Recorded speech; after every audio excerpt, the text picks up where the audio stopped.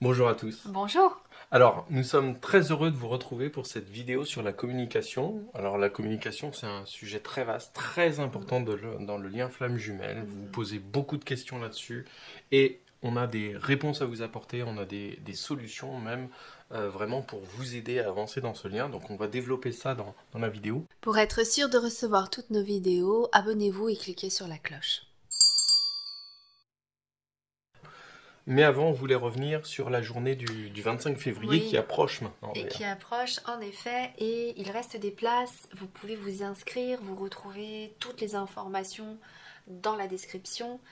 Vous dire vraiment à quel point cette journée elle est importante parce que nous avons tous comme intention, que ce soit Aurélie et Pascal Arcadi, Estelle Maillard, Pascal Montagnac, Jérôme Lebrun et nous-mêmes, eh bien, de vous apporter tout ce qui nous a permis, en tout cas, d'avancer dans ce lien, ce qui nous permet encore d'avancer dans ce lien, et de vous apporter nos énergies, de vous apporter véritablement un vrai moment d'avancer, un vrai moment. Voilà, on va vous amener tout, absolument tout ce qu'on peut pour vous permettre d'avancer, De comprendre d'éclairer, des de choses sur vous, conscientiser. sur votre lien. Enfin voilà, vraiment, ça va être une journée extrêmement riche. Ça commence le matin, ça finit en fin d'après-midi. Donc il va y avoir beaucoup de choses, beaucoup de choses à capter. C'est pas possible en vidéo. Voilà, ça sera, euh, ça sera en présentiel uniquement. Et Exactement. donc pour vous inscrire, bah, sous la vidéo, vous cliquez plus, vous avez accès donc à la description et dans la description, bah, vous aurez le lien d'inscription qui est encore valable pour le moment, pour encore quelques jours. Alors venons-en à cette fameuse communication qui, dans bien des couples, pour pas dire la majorité, Mm, mm. pose problème ou en tout cas pose questionnement, amène des choses, voilà. Tout d'abord, la communication, on voudrait partir déjà de savoir qu'est-ce que c'est que la communication, par quel moyen on communique. Oui, et partir aussi du postulat, en fait on entend souvent euh, on ne se comprend pas avec mon autre, ça devrait être beaucoup plus facile que ça, C'est c'est pas fluide, il y compliqué, a du silence. voilà, il y a du silence, c'est compliqué, c'est comme si on parlait deux langues, on n'y arrive pas, et donc bien évidemment, souvent, c'est vraiment un des gros problèmes qui fait que beaucoup de couples n'arrivent pas à dépasser. C'est source d'incompréhension, c'est source de souffrance même, parce que bah, quand on comprend pas ce que l'autre veut nous dire, ou alors quand on n'arrive pas à exprimer clairement ce qu'on a au fond de soi, bah, ça peut créer des souffrances aussi. Donc c'est tout ça Aborder. qu'on va aborder dans cette vidéo, et notamment cette espèce de croyance autour de laquelle on pourrait se dire bah, on est dans un lien de flamme jumelle, donc ça devrait être facile, ou voilà. Exactement. Alors qu'en fait, je dirais que l'attente que parce que c'est un lien de flamme jumelle et donc un lien où il y aurait supposé une plus grande facilité, eh bien, je dirais que c'est au contraire à cet endroit-là où il y a nécessité de encore plus partager. Alors on va vous dire à quel point, pourquoi c'est important de partager et de partager dans le verbal, avec le verbal entre autres. Mais ce qu'il y a surtout vraiment déjà d'important de comprendre, c'est que, voilà, c'est pas parce qu'on est dans un lien de flamme jumelle que ça veut dire qu'il n'y a pas de nécessité de communiquer, de partager, et que au contraire, ça demande beaucoup plus d'efforts à cet endroit-là. Hmm. Ça, c'est la première chose. Et on va vous donner un petit peu les éléments, comment vous allez pouvoir vous y prendre pour améliorer la communication dans votre lien.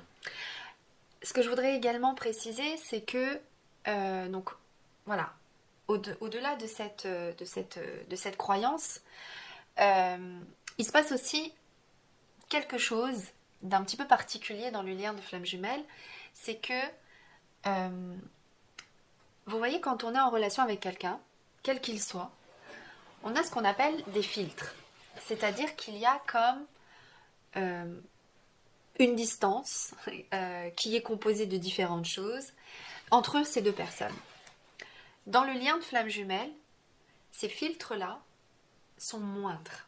Et on va les enlever en fait au fur et à mesure qu'on va avancer dans le lien. Exactement. Plus ça va aller, moins il y aura de filtres dans la communication.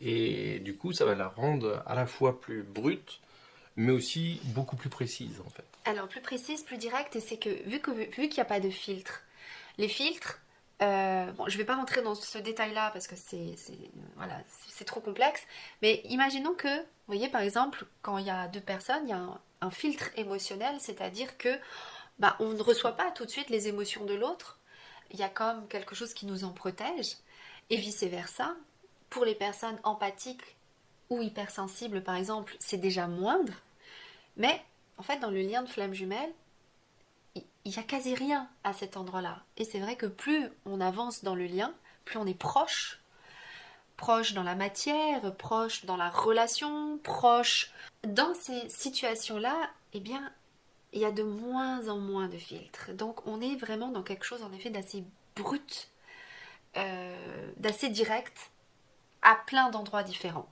Ça, c'est autre chose aussi qui est là important que vous compreniez. Alors, on va rentrer dans tout ce détail-là, mais avant, on voulait faire un petit tour pour savoir quels étaient les moyens de communiquer. Alors, bien évidemment, la communication, ça commence par les mots qu'on dit ou qu'on écrit. Alors, on va pas faire de distinction entre la communication orale et écrite dans cette vidéo, ou si vous voulez plus de détails là-dessus, référez-vous plutôt à la première vidéo qu'on avait fait sur la communication où on parlait de tout ça, plutôt des moyens de communiquer. Or là, donc, on a cette possibilité de pouvoir communiquer par les mots, mais il n'y a pas que ça. Oui, alors là aussi, il y a une autre croyance qui serait que parce que c'est un lien particulier, qu'il y a une forme de télépathie, qu'il y a une forme voilà, comme ça, quelque chose de subtil, et bien que là aussi, il n'y aurait pas nécessité forcément de communiquer. Alors, la communication reste le moyen que nous, humains, avons nécessairement pour justement partager. Et ce que je voudrais du coup préciser là, c'est que c'est justement particulièrement important de communiquer, de partager entre les deux, pour justement être dans cette résonance, dans une résonance particulière qu'il est nécessaire quand le verbe est utilisé. Pour autant, il y a des personnes qui communiquent, qui reçoivent des informations par l'autre, par d'autres moyens que la communication directe. Exactement. Il y a la communication verbale, comme on dit, puis il y a la communication non verbale, où là, on est plus dans les ressentis, on est plus dans les attitudes, dans le comportemental. Le 5D aussi, du coup, la télépathie. Alors, là, voilà. Donc là, ça c'est le non-verbal. Et puis, il y a encore autre chose qui est la télépathie. Voilà, tous les canaux plus extrasensoriels. Et puis, par exemple, aussi, la sexualité, on va pas l'aborder là, mais... Dans la sexualité aussi, c'est une forme de communication. En tout cas, il va y avoir des informations. Voilà. Exactement. Aussi les attitudes, les comportements de l'autre, et d'ailleurs sa présence ou son silence peut être aussi un moyen de communiquer des informations. Quand il est dans le silence, ça peut vouloir dire quelque chose pour vous. Alors, vous renvoyez à qu'est-ce que votre autre veut communiquer par ce silence. Alors, une fois qu'on a vu donc tous les moyens de pouvoir recevoir des informations ou d'en envoyer, ou les deux, recevoir, envoyer des informations, ce qu'on appelle donc communication, il y a surtout ce gros pavé qu'on voulait détailler dans cette vidéo, c'est surtout la façon dont on vit, en fait, la communication. Oui, comment ça se vit dans le lien. On l'avait déjà dit dans la précédente vidéo, mais qu'il y a vraiment, on va dire, ça part de deux endroits en soi. Soit ça va partir de ce qu'on va nommer l'ego, c'est-à-dire les blessures, les résistances, les défenses, les protections.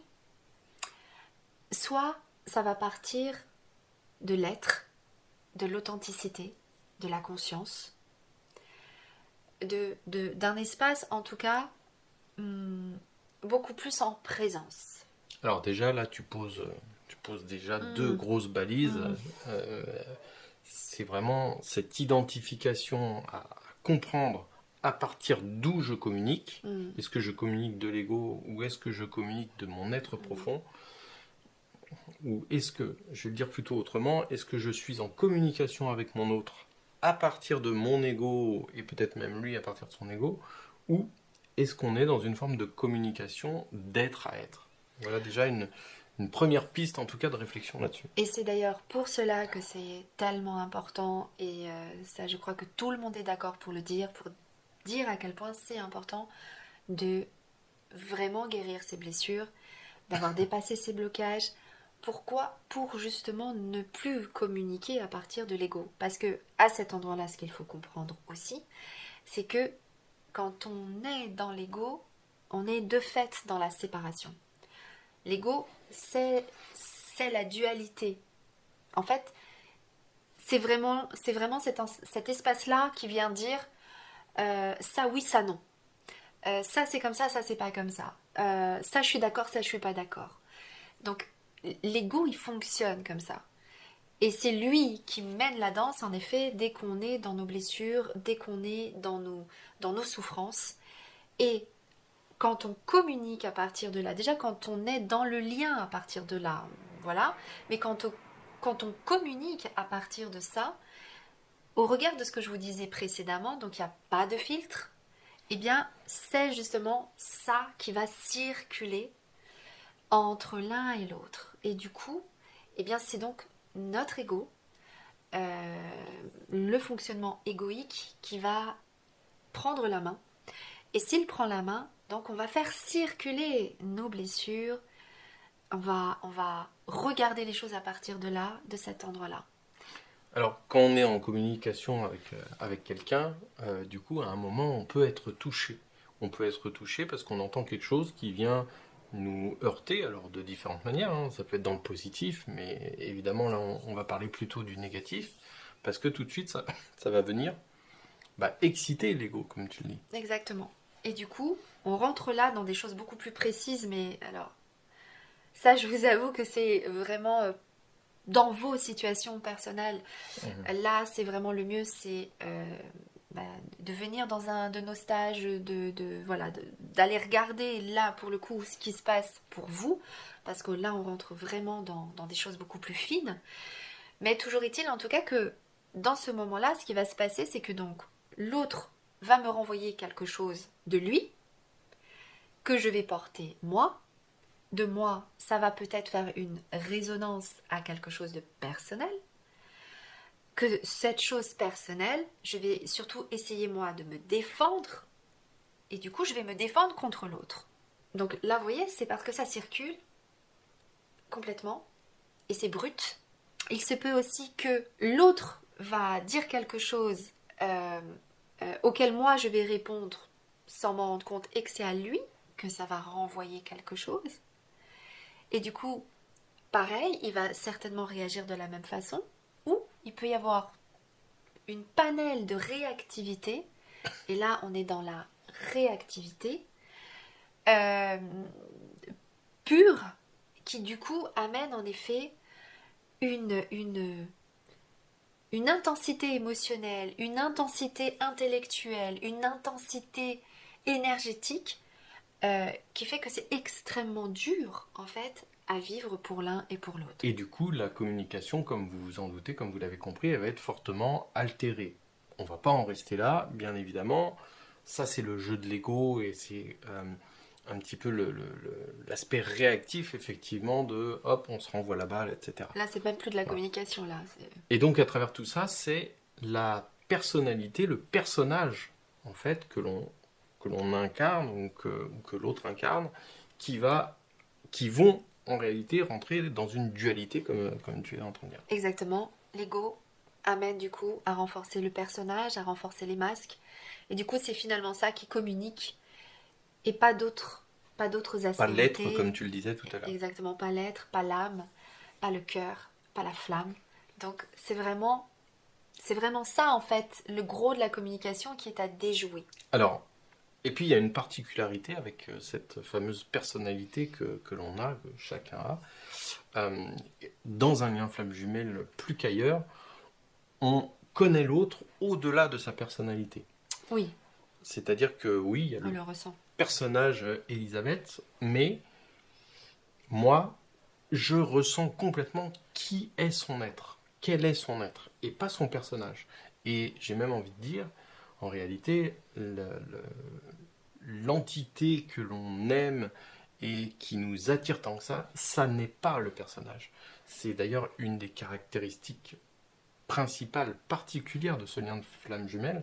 C'est pour ça que vous êtes nombreux et nombreuses à venir vers nous en nous disant je comprends pas, je suis amoureux d'une personne qui ne ressemble en rien à mon idéal de vie, on est opposés sur plein de sujets, mais c'est elle ou c'est lui, voilà. Donc c'est pour cette raison-là, c'est parce qu'il y a cette personnalité. Et du coup, quand ce personnage communique avec nous, ou avec notre être, ou avec notre personnage à nous, eh bien en fait, c'est pas avec lui qu'on a envie de communiquer. Alors, et c'est très intéressant ce que tu dis dans on n'a pas envie. Parce que c'est bien souvent ça qui fait que aussi ça s'effrite dans la communication, c'est que on cherche quelque chose qu'on n'arrive pas à atteindre. Et ce que l'on cherche, en fait, c'est d'arriver à atteindre l'être. Et du coup, bah, la communication, comme ça, elle titille, elle cherche. Elle s'effrite, elle vacille, enfin, il va se passer plein de choses qui vont la déformer en tout cas, et la malmener. Exactement. Un des exemples que moi, en tout cas, je vois le plus souvent, c'est généralement un duo qui va beaucoup se concentrer sur le vocabulaire, c'est-à-dire il y en a un qui n'est pas très attentif au vocabulaire utilisé, là où l'autre va être extrêmement pointilleux sur les mots, sur leur utilisation, leur sens, comment ils peuvent être perçus. Exactement. Et du coup, bah ça donne après des engueulades, des tensions, la non-compréhension, parce que, en plus, donc, voilà, au regard de la personnalité, hein, c'est-à-dire que c'est la personnalité, quelque part, qui a besoin de cette importance des mots. C'est très important, les mots, attention, le vocabulaire est très important. C'est pas du tout ce que je dis. Je dis que quand on est dans nos égos, c'est un exemple de quelque chose où l'ego va rester accroché et ne pas aller voir plus loin. Et du coup, quand on reste accroché à cet endroit-là, eh ben c'est sans fin en fait. C'est sans fin et du coup, bah, ça amène nulle part. Donc voilà clairement on va dire les voies sans issue de la communication, là où elle peut aller. Ce que tu dis aussi, et que je trouve extrêmement intéressant, justement, et l'exemple est bon à travers le vocabulaire, c'est aussi qu'à travers ces comportements du personnage, le vocabulaire, il y a aussi l'entité plutôt yin ou plutôt yang de la personne qui, du coup, va avoir une résonance, le vocabulaire va avoir une résonance différente. L'importance du vocabulaire, c'est un exemple, le vocabulaire, mais l'importance va être différente. Donc, dans la communication, ce que tu dis souvent et ce que tu arrives à démêler par rapport aux situations des personnes, c'est surtout aussi ce qui se passe dans ce lien yin-yang et dans cet équilibre yin-yang. Vis-à-vis du yin et du yang, il est vrai que la communication est totalement différente. Les moyens. Les moyens de communiquer. Ça peut être le vocabulaire, ça peut être les ressentis aussi qui sont extrêmement différents. Et ça peut être aussi l'importance de la communication aussi. Bien souvent, il y en a un pour qui c'est moins important que l'autre. Bien souvent, il y en a un pour qui le vocabulaire est plus important que l'autre. Il y en a un qui est plus communicant que l'autre. Il y en a un qui est plus communicant que l'autre. On est vraiment voilà dans cet endroit-là vraiment purement féminin-masculin, dans le comportemental féminin-masculin, mais qui, si on rajoute en plus la dimension plus divine, féminine-masculine du lien, eh bien ça renforce encore plus comment fonctionne le yin et comment fonctionne le yang et comment ça communique dans ces dimensions-là. Et là, pour moi, c'est vraiment la rencontre ciel-terre. C'est-à-dire que ça communique aussi bien à un niveau subtil que à un niveau plus concret, plus humain. Enfin, je n'ai pas envie de dire plus humain, mais en tout cas plus 3D, quoi, si je le dis comme ça. Et donc, il y a besoin d'une véritable cohérence entre ce qui se passe au niveau subtil, dans la communication, dans ce qui se partage de l'un à l'autre, et qui du coup soit en totale cohérence dans la communication verbale, non verbale et tous les autres moyens, également au niveau plus terrestre, au niveau plus 3D. Donc, pour ça, c'est encore un autre gros pavé, le féminin masculin, voilà, qu'on aborde par rapport à vos situations précises dans les différents endroits où vous pouvez nous retrouver. Ce qu'on pouvait rajouter aussi à cet endroit-là, vu qu'on parle du yin et du yang, je parlais de réactivité tout à l'heure aussi. Une réaction qu'on peut percevoir, c'est que il y a plus facilement un qui est capable d'être envahi et d'envahir, et un qui va avoir beaucoup plus de mal à envahir et être envahi. Et donc par rapport à l'envahissement, donc se sentir envahi, envahir l'autre, généralement ça va donner en effet que ça va peut-être amener des réactions de fuite, de silence, voire d'attaque. Mais je dirais qu'à cet endroit-là, ce qu'il est peut-être important de comprendre, c'est que c'est trop, en fait, pour la personne. Tout comme, alors c'est trop à un niveau émotionnel, à un niveau énergétique, enfin, à différents endroits, mais c'est que ça vient signifier un trop et que la personne, l'être, a besoin là de gérer la situation. C'est de la pure réactivité. Et tout comme pour celui pour qui c'est facile, on va dire, d'envahir, d'être envahi, qui quelque part peut-être est naturellement dans cette dynamique-là, dans ce mouvement-là, ça peut aussi démontrer, eh bien, qu'il y a là quelque chose de l'ordre de la fusion, qu'il y a là quelque chose de l'ordre de se fondre dans l'autre, pour qui c'est plus facile. Et là, on rentre vraiment dans les endroits de calage, décalage entre les deux. Chacun en est là où il en est et il n'y a pas de filtre. N'oubliez pas, on est vraiment dans un endroit où il n'y a pas de soupape. Vous voyez, donc les soupapes, quelque part, elles essaient d'être construites. Elles essaient de se gérer parce que l'ego, lui, n'a pas pour objectif de fusionner. C'est pas du tout lui son intention. Lui, c'est un espace individuel. Il veut rester individuel. Donc, il n'a pas du tout l'intention d'aller vers le duo.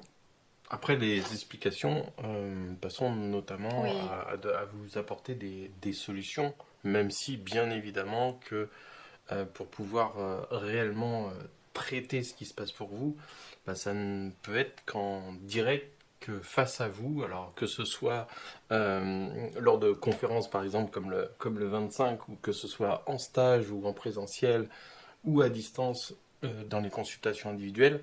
Là, on vous apporte des éléments de solution, mais on vous l'aurait dit, il faut vraiment se focaliser sur votre histoire, sur ce que vous vivez, sur vos ressentis, pour pouvoir vraiment pouvoir les traiter en profondeur. Là, c'est des cas généralistes. Solution, eh bien, j'étais en train de la nommer quelque part juste auparavant. Je dirais que c'est important plutôt de remettre de la distance, de mettre, vu qu'il n'y en a pas, à un endroit plus énergétique, plus émotionnel, plus psychique aussi. Il y a vraiment que l'ego qui est en train de lutter pour essayer de mettre lui des filtres et des résistances et des protections. Mais je dirais que prendre un petit peu de recul vis-à-vis de ce que ça vous fait ressentir quand vous communiquez avec votre autre, de voir les réactions que vous pouvez peut-être aussi provoquer chez lui. Qu'est-ce que ça amène? Eh bien, déjà, donc de créer un petit peu d'espace pour juste essayer de calmer les choses et essayer de calmer ce qui se passe à l'intérieur de vous. À travers ce que tu dis, c'est aussi finalement d'être à l'écoute de l'autre, d'essayer de comprendre ce que vit l'autre. Pas forcément d'y adhérer, ça ne veut pas dire être d'accord avec ce que l'autre est en train de dire. C'est juste essayer de comprendre qu'est-ce qui l'amène à dire cela ou à faire cela, et comment il vit la situation lui-même, comment l'autre vit la situation. Donc c'est vraiment essayer de s'intéresser aussi à l'autre plutôt qu'à soi-même et donc à l'ego comme tu es en train de le dire. Exactement, et puis de se dire que vous allez vous aussi ressentir l'autre, comme l'autre vous ressent, et c'est ça bien souvent qui fait que c'est difficile. C'est difficile à supporter, c'est difficile à vivre. On est vraiment dans la communication, on est vraiment dans cet échange qu'il y a entre les deux. Vous allez vous ressentir, l'autre va ressentir à plein d'endroits ce qui se passe. Du coup, il est vrai que de prendre le temps d'écouter, de prendre le temps de comprendre ce qui se passe pour l'autre, va vous amener à ne pas rester concentré sur ce qui est touché, sur l'ego, et d'être toujours dans cette réactivité. Ce qu'il faut vraiment comprendre, c'est que ça demande beaucoup, beaucoup, beaucoup d'efforts. S'il y a vraiment quelque chose qui demande de l'effort, c'est vraiment la communication. Ce que j'ai envie de dire aussi à cet endroit-là, c'est que plus vous allez initier de communiquer à partir d'un autre endroit, ok, de l'endroit plus conscient, de l'endroit plus posé, de l'endroit plus présent, eh bien, plus ça va impacter le duo. C'est-à-dire que là, c'est soit l'ego va prendre le plus de place, soit c'est cet autre espace qui va prendre le plus de place. Donc si ça commence pas chez l'un ou si ça commence pas chez l'autre, en effet, ça sera toujours, bah voilà, ce qu'on a dit depuis tout à l'heure. Ce que tu amènes là, c'est donc une communication avec l'autre beaucoup plus en conscience et moins en réactivité. Comment tu peux guider les personnes ou comment tu les aides pour, que ce soit plus à partir de cet endroit-là qu'ils communiquent? Alors, bon déjà, on le disait, donc il y a le silence, il y a la distance, il y a essayer en effet de mettre certains espaces pour pouvoir justement laisser à cet espace de conscience de s'installer.